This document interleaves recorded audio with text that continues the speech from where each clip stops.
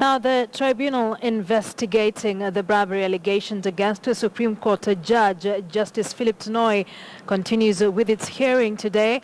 And joining us now from the anniversary towers that houses the tribunal is Michelle Ngele, ready to speak to Chairman of the tribunal, Sharad Rao. I will hand it over to you, Michelle, to keep us up to date on that particular story. Michelle. A very good afternoon to you, Akisa. Now, these are the chambers where the tribunal probing Tunoi's conduct handle their hearings. And this morning we had one of the key witnesses in this tribunal, and that is a popular Nairobi businessman, Mike Njeru, who, according to Kiplagat's affidavit, is one of the co-conspirators of this bribery scandal. Now, according to Kiplagat's affidavit, businessman Mike Njeru is the person who approached him, asking him to be a connect between Nairobi Governor Evans Kidero and Judge Tunoi. And Kiplagat claims that Mike Njeru asked him to approach Tunoi because he trusted him as a networked journalist, having worked with him in the past. And that relationship between Mike Njeru and Kiplagat was questioned here today. Mike Njeru did admit that he was acquainted with Kiplagat, having even funded his political ambitions back in 2013 when Kiplagat wanted to be member of Parliament for KO South, admitting that he even funded him up to 1 million shillings of his political campaigns. And he says that after Kiplagat lost out on that political bid, he continued to support him financially, but not because of the bribery deal, Akisa, but because of sympathy, saying that Kiplagat had to pay his rent as well as treatment for his ailing child. And Mike Njeru here today has described Kiplagat as an extortionist because he describes instances when Kiplagat tried to blackmail him using that affidavit. And he says that bits of the affidavit were sent to him by email by one Geoffrey Kiplagat, who tried to extort more money from Njeru.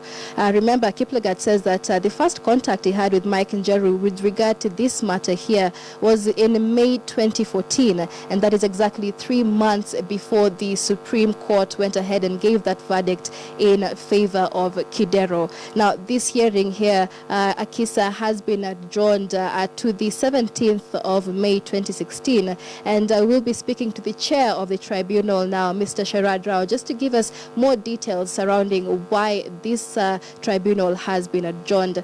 A very good afternoon to you, sir. Just give us more details as to why this tribunal has been adjourned. I understand there's an issue of emails that are missing.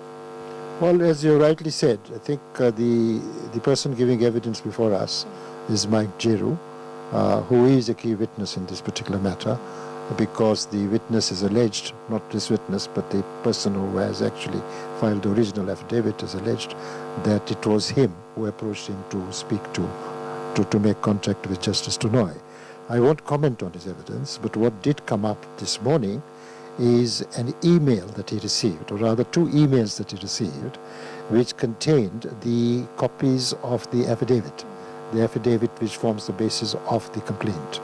And there were 2, he sent it in 2 bits, one on the 16th of February and the other on the 19th of February. Now, looking at those affidavits, it did seem that those were not the exact copies of the affidavit which was filed by him, sworn by him on the 22nd of November 2014.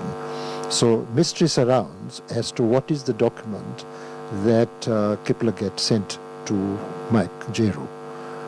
So I think in cross-examination on behalf of the judge, Mr. Ngatia says it's important for them to find out as to exactly what that affidavit was, because it isn't really an exact copy of the document that was filed, the 22nd of November affidavit.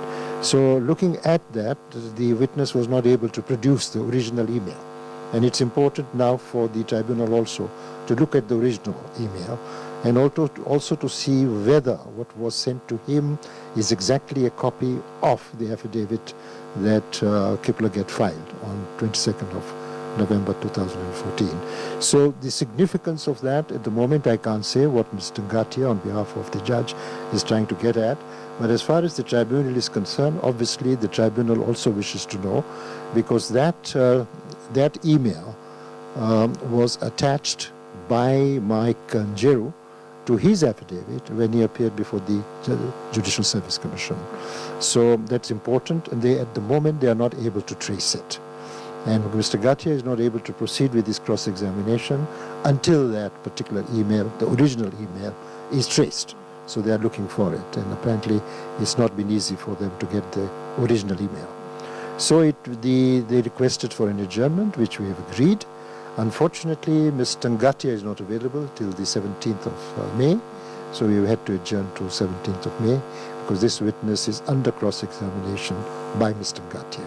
So for someone else to take over would not be fair to the judge, and we, in the circumstances, have allowed an adjournment to the 17th of May. And even as we wait for the 17th of May, very briefly, many are asking, will Nairobi Governor Evans Kidero be taking the stand as a witness before the tribunal? Who will follow Mike Jeru, this particular witness, I am not able to say, because the conduct and as to which witness will come when depends very much on the assisting counsel. But I would reckon that, of course, the governor would be an important witness to come and confirm or deny what is being alleged. So we do expect the governor to come before us. Thank you very much. That is the chair of the